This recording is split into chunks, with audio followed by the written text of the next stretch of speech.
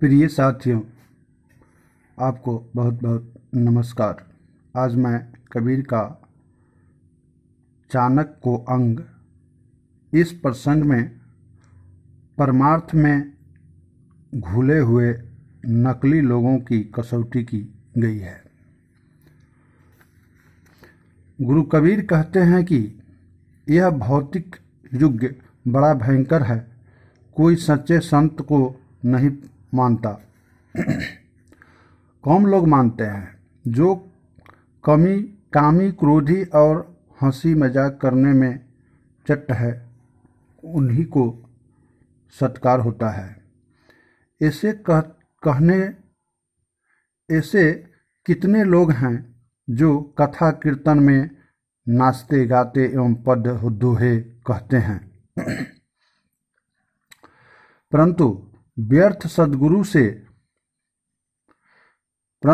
यथार्थ सद्गुरु से उनका प्रेम नहीं रहता। खेत के बीज डाले बिना उसमें क्या उत्पन्न होगा।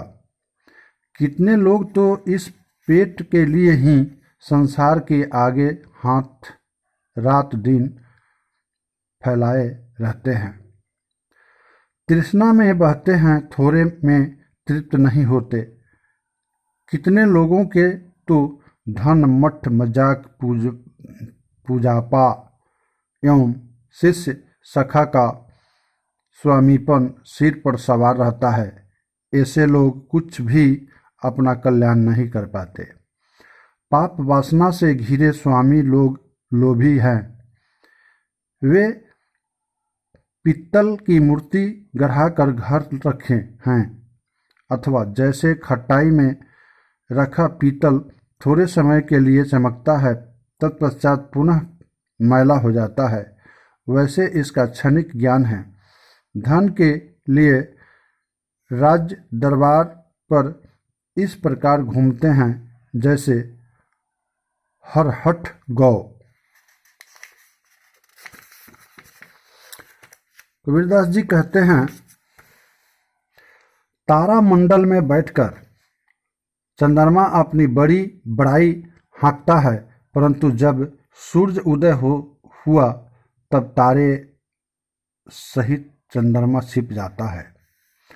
इसका भाव है, साधारण लोगों में वाचिक ज्ञानी लोग अपने ज्ञान की डिंग हाँकते हैं, परंतु जब सच्चे विरक्त ज्ञानी आते हैं तब वे लज्जित हो जाते हैं। देखने मात्र के लिए सब कोई अच्छे लगते हैं, जैसे बर्फ का किला, परंतु सूर्य होते ही वह पिघलकर समाप्त हो जाता है। जल की गठरी कहीं बधती है। इसका भाव है, नकली लोगों का ज्ञान क्षणिक होता है।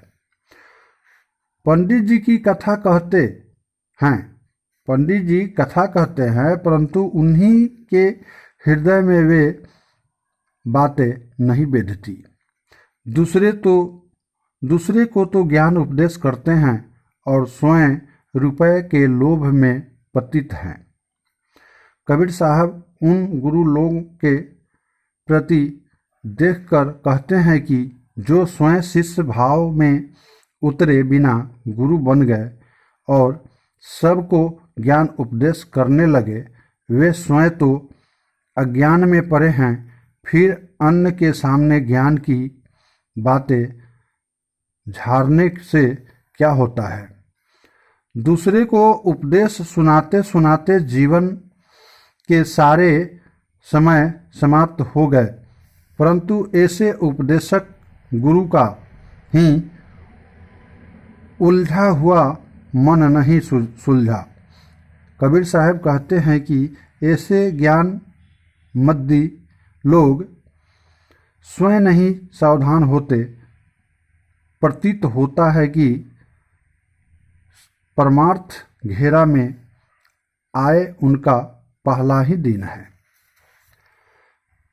अमर